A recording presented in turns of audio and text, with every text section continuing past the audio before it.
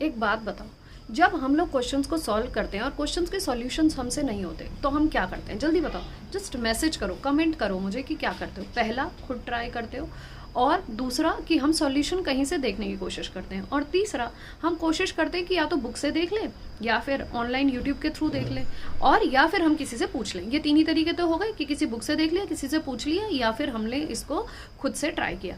अब इन तीनों में देखो कि सबसे बड़ी प्रॉब्लम हमें किस पर्टिकुलर पैटर्न में होती है।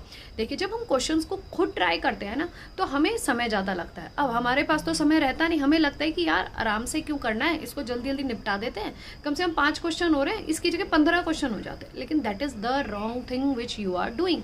सबसे बड़ी mistake no no no no वो यहीं आती है। क्यों आती है मैं बताती हूँ। देखो, जब हम क्वेश्चन को एक बार देखते हैं ना तो हमारे मन में ये लगता है कि यार क्वेश्चन हमारी तरफ से डन हो गया। अब वो क्वेश्चन, एक तो प्रॉब्लम क्या रहती है, हमने उसको नेक्स्ट टाइम किया नहीं। 3-4 बार या तो उसको याद करो, उस कॉन्सेप्ट को याद करो कि तुम उस कॉन्सेप्ट में कहाँ फंस रहे हो, या तो वो कर सकते हो। हम वो भी नहीं करते। हमने तो सोचा कि क्वेश्चन 1 या 2 बार हो गया, यार हो गया, बस छुट्टी पाओ, बस प्रीवियस ईयर क्वेश्चन हो गए, जाके एग्जाम में दे वही क्वेश्चन आएगा। नहीं, this is the wrong way. क्योंकि हमारे कॉन्सेप्ट तो क्लियर रहते हैं लेकिन क्वेश्चन पे हम एफर्ट नहीं देना चाहते। हम क्वेश्चन का सोल्यूशन इधर से देख लेंगे, उधर से देख लेंगे, अपने रजिस्टर भर लेंगे, उन क्वेश्चन को 3 से 4 बार करेंगे नहीं। तो एग्जाम में जब सेम कॉन्सेप्ट रिपीट होते हैं या सेम कॉन्सेप्ट पे बेस्ड कुछ ट्रिकी कॉन्सेप्ट के क्वेश्चन आ जाते हैं तो वहां पे हमारी हो जाती है प्रॉब्लम, और अब हमें लगता है कि हमसे ये क्वेश्चन नहीं हो पाएगा।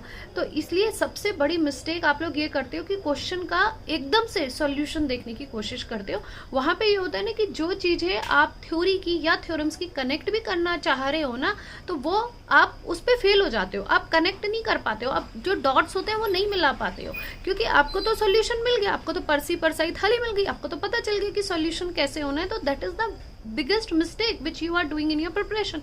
अगर टाइम लग रहा है तो लगाओ, लेकिन हाँ, अगर ऐसा लग रहा है कि यार 1 घंटा, आधा घंटा, 40 मिनट हम उस क्वेश्चन को दे चुके हैं, अब हमें बिल्कुल भी समझ में नहीं आ रहा, तो फिर आप सॉल्यूशन देख सकते हो। इसका एक और सॉल्यूशन है, मैं प्रैक्टिस बैच स्टार्ट कर रही हूँ 25 मई से।